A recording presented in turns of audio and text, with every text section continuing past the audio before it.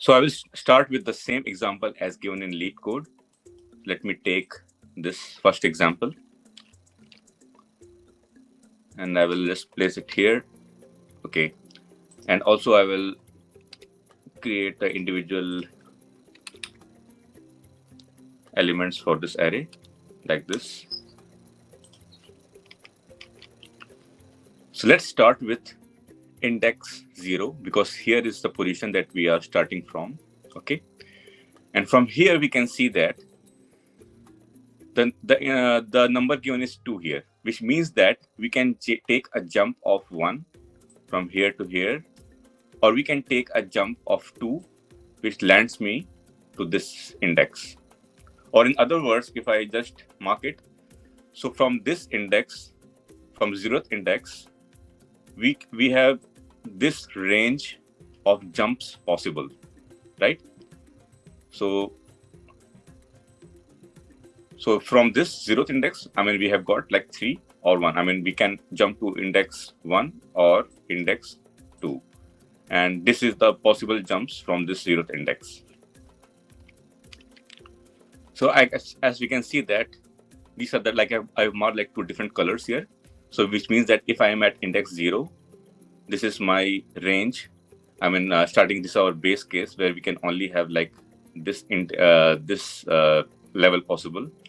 And from 0th index, we can move because 2 is given here. So it means that we can jump to first index or second index, right? And this is the range of jump possible from this index. And that's why I've got for this range, I have marked as a different color of blue. Now from this range, again, we have to see that either of using this first index or second index, how far we can go from these 2 indices, right? So let's go with the third index.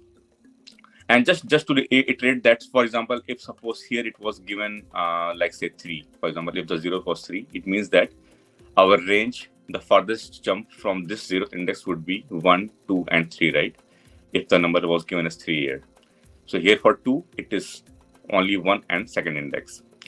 Now again, just using the same approach here, that we will see that from this new level form, which is indicated as blue line, as blue, what is the farthest range we can jump from here? So as seen from here, 3, we can jump to this index 2, or 3, third index, or fourth index, like 1 jump, 2 jump, and 3 jump. So the farthest jump we can do is till 4, right? And similarly for 1, we can jump to this third index only. We cannot jump further it. So using this range of like 1 and 2, the farthest we can jump is 4, and from 1, the minimum we can jump from 1 is from here. So our next level, you can say, is that this particular part. So this particular part, when we found that now using either of these, we can jump to the last index here, right?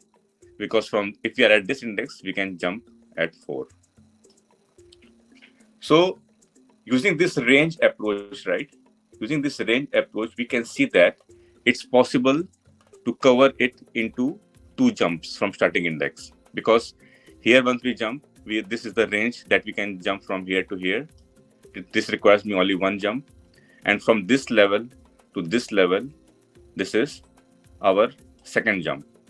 So there are total 2 jumps to move from one level to the next level. Again, to reiterate the solution that we have created, that we have to find from one particular level, starting with the 0th level, we have to find the range first. And from this range, which covers the farthest and the nearest one, once we have this range available, then we have to find the next range, which is from this particular range, how far we can jump. And we have to take the minimum and maximum from this level to the next level. And in the next level, once we reach covering the final index here as 4, so here, take this another one. So if we are able to reach this 4th index in whatever level, so we have to count at how many levels that we have covered, which will give us our minimum number of jumps required, or the minimum number of levels required to reach from the start index to the end index. Now, if we talk about the dynamic programming bottom-up paradigm, right? So here we start with the base case, and then we try to see to solve this problem, and then based on the next sub problem results here, we are reducing. We are using the results based from the base case, and then we finally got the final case here when we have ultimately find the solution.